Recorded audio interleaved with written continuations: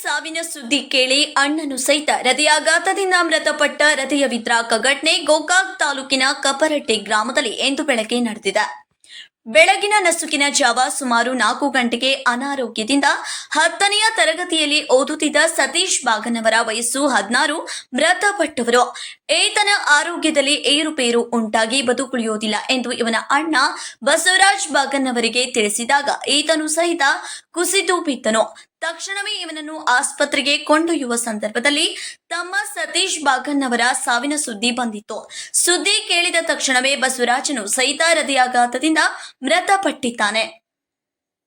ಮೈದುನ ಮತ್ತು ಗಂಡನ ಸಾವಿನ ಸುದ್ದಿ ಕೇಳಿ ಬಸವರಾಜ್ ಬಾಗನ್ನವರ ಈತನ ಪತ್ನಿ ತುಂಬು ಗರ್ಭಿಣಿಯಾಗಿದ್ದ ಪವಿತ್ರ ಬಸವರಾಜ್ ಬಾಗನ್ನವರ ವಯಸ್ಸು 20 ಇವಳು ಸಹಿತ ಕುಸಿದು ಬಿದ್ದಳು. ತಕ್ಷಣ ಇವಳನ್ನು ಗೋಕಾಕ್ ನಗರದ ಖಾಸಗಿ ಆಸ್ಪತ್ರೆಯಲ್ಲಿ ಚಿಕಿತ್ಸೆ ಕೊಡಿಸಲಾಯಿತು. ಅದೃಷ್ಟವಶಾತ್ ಪವಿತ್ರಾಳ ಆರೋಗ್ಯದಲ್ಲಿ ಚೇತರಿಕೆ ಕಂಡು ಪ್ರಾಣಾಪಾಯದಿಂದ ಪಾರಾಗಿದ್ದಾಳೆ. ತನ್ನಿಬ್ಬರ ಗಂಡು ಮಕ್ಕಳು ತಮ್ಮ ಕಣ್ಮುಂದೆ ಜೀವ ಕಳೆದುಕೊಂಡಿದ್ದು ಇವರ ತಂದೆ ತಾಯಿಗೆ ಆಘಾತವಾಗಿದೆ.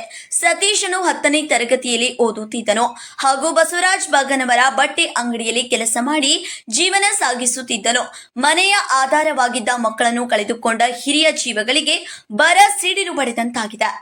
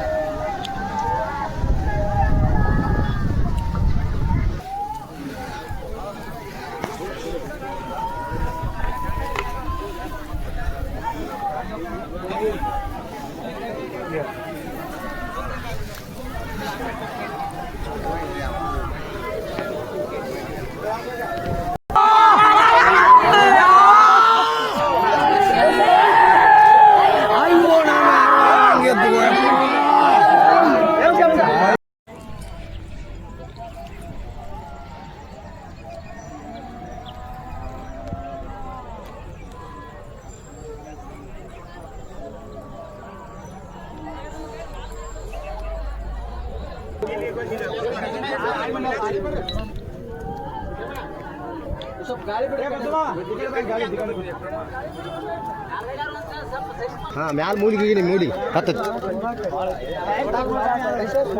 Bureau report UK 19 news.